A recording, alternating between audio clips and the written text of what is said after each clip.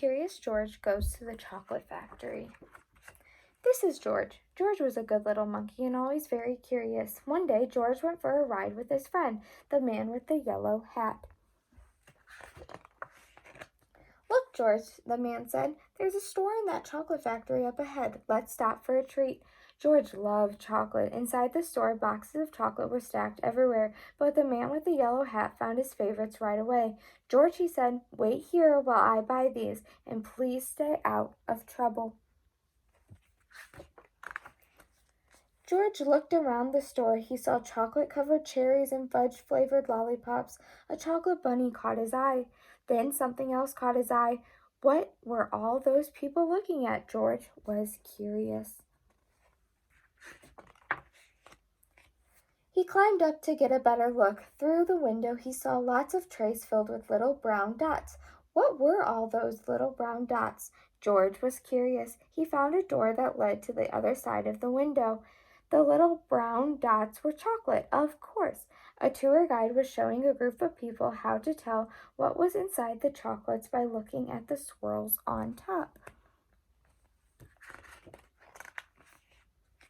This little swirl means fudge. This one means there's caramel inside, and this wiggly is for marshmallow. This is the swiggle for a truffle. This one is for nougat. The sideways swirl is for orange fluff, and this one is for George's favorite, banana cream. George followed the tour guide until they came to a balcony overlooking a room where the chocolates were made. Down below, busy workers picked the candy off the machine and put them in boxes. These were the machines that made the chocolates with the swirls on top. The chocolates came out of the machine on a long belt. But how did they get their swirls? George was curious.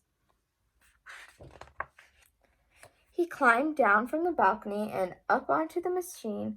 George peeked inside. He was trying to see what was making the swirls when all of a sudden the chocolates began coming out faster and faster. They sped up by him so quickly they seemed to be running on legs of their own. Quick, bring more boxes, yelled a man with a tall white hat. What happened? Asked another man. Nobody answered. Nobody knew what had happened, and everybody was so busy that no one noticed George.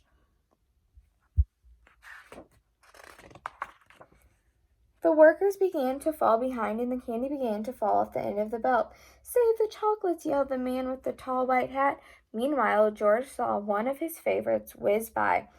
He tried to catch the banana cream chocolate, but it was too fast. He chased it to the end of the belt. At the end of the belt, a pile of chocolates was growing taller and taller. George had never seen so many chocolates. As he searched for a banana cream, he put the others in empty boxes. George was a fast worker. Someone noticed and yelled, "Bring that monkey more boxes. He's helping us catch up."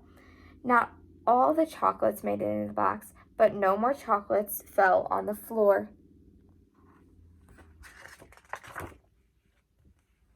Just when George and the workers were all cut up, the tour guide ran in with the man with the yellow hat. "Get that monkey out of here," she yelled. "He's ruining our chocolates." "But this little monkey saved the chocolates," explained the workers. Then the man with the tall white hat said to George, "You may have caused us some trouble, but you were a speedy little monkey. You deserve a big box of candy for all your help." George was glad he was not in trouble, but he did not take the chocolates.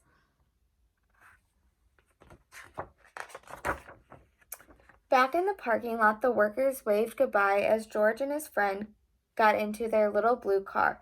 "George, are you sure you don't want any chocolates before we leave?" asked the man with the yellow hat. George was sure.